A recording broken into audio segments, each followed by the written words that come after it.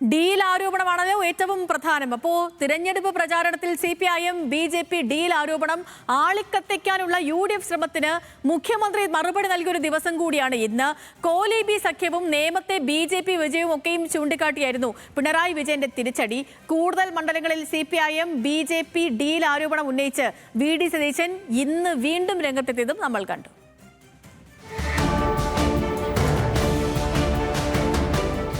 നിയമസഭാ പ്രചാരണത്തെ ഡീൽ ആരോപണത്തിൽ തളച്ചിടുക എന്ന തന്ത്രമാണ് UDF പ്രയോഗിക്കുന്നത്. പ്രതിപക്ഷ നേതാവ് തൊടുത്തുവിട്ട ഈ ആരോപണത്തെ ചരിത്രം പറഞ്ഞ് പ്രതിരോധിക്കുകയാണ് മുഖ്യമന്ത്രി പിണറായി വിജയൻ. ബേപ്പൂർ വടകര മോഡൽ കോലീബി സഖ്യത്തെ മറന്നോ എന്നാണ് പിണറായിയുടെ ചോദ്യം. നേമത്ത് BJP അക്കൗണ്ട് തുറന്നത് കോൺഗ്രസിന്റെ വോട്ട് കുറഞ്ഞപ്പോഴാണ്. പിന്നെ LDF ആണ് ആ അക്കൗണ്ട് പൂട്ടിച്ചതെന്ന് പിണറായി പറഞ്ഞു.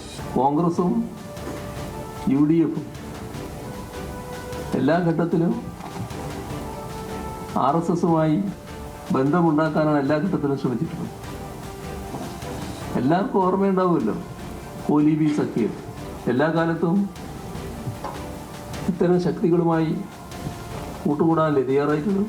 ദേശീയ തലത്തിലും BJPയുടെ B ടീമായാണ് കോൺഗ്രസ് പ്രവർത്തിക്കുന്നതെന്ന് മുഖ്യമന്ത്രി ആരോപിച്ചു. എന്താണ് കോൺഗ്രസിന്റെ അഖിലേന്ത്യാ നേതൃത്വത്തിന്റെ അവസ്ഥ? എന്താണ് BJPയോട് അവർ സ്വീകരിക്കുന്ന? രാഹുൽ ഗാന്ധിയും കോൺഗ്രസും എത്ര കണ്ടാണ്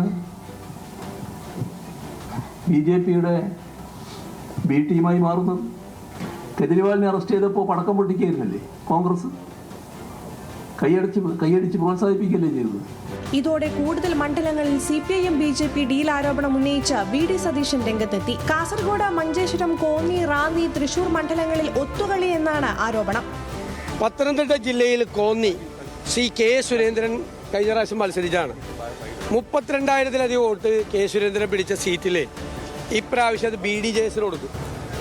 ശരിയാണോ? റാന്നി ശബരിമല ഇരിക്കുന്ന സീറ്റാണ്.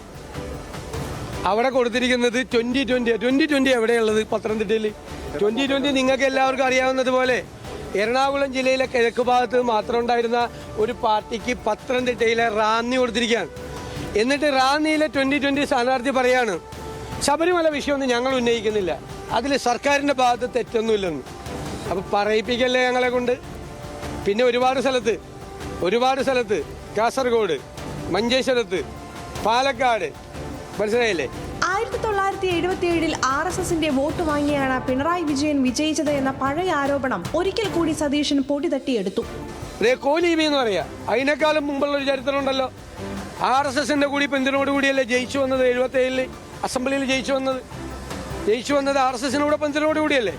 അപ്പം ഞങ്ങളെ ചരിത്രമൊന്നും മുഖ്യമന്ത്രി ഓർമ്മിപ്പിക്കേണ്ട. മുഖ്യമന്ത്രിയുടെ ചരിത്രം ഇതാണ്. പാലക്കാട് ഡീൽ എന്ന ആരോപണത്തെ CPIMനും കോൺഗ്രസിനുമെതിരെ തിരിച്ചുവിടുകയാണ് BJPയെ പാലക്കാട് നഗരസഭാ ഭരണത്തിൽ നിന്നും മാറ്റി നിർത്തുന്നതിന് ഒരു മതേതര മുന്നണി ഉണ്ടാക്കി അതിൽ എല്ലാ രാഷ്ട്രീയ പാർട്ടികളും ഒന്നിക്കണമെന്ന് പറയണ്ടേ. അപ്പോൾ ഇത്തരത്തിൽ ഡീലിന് വേണ്ടിയിട്ട് ഇവിടെ പരസ്യമായി മുന്നോട്ട് വന്നത് കോൺഗ്രസ് പാർട്ടിയാണ്. പാലക്കാട് കോൺഗ്രസിനെ വിജയിപ്പിക്കാൻ അച്ചാരം CPIM വാങ്ങിയിട്ടില്ല എന്നായിരുന്നു തോമസ് ഐസക്കിന്റെ പ്രതികരണം. അവിടെ കോൺഗ്രസിനെ ഒന്നും വിജയിപ്പിക്കാനുള്ള അച്ചാരമൊന്നും ഞങ്ങൾ വാങ്ങിയിട്ടില്ല കേട്ടോ, തോപ്പിക്കാനാണ്.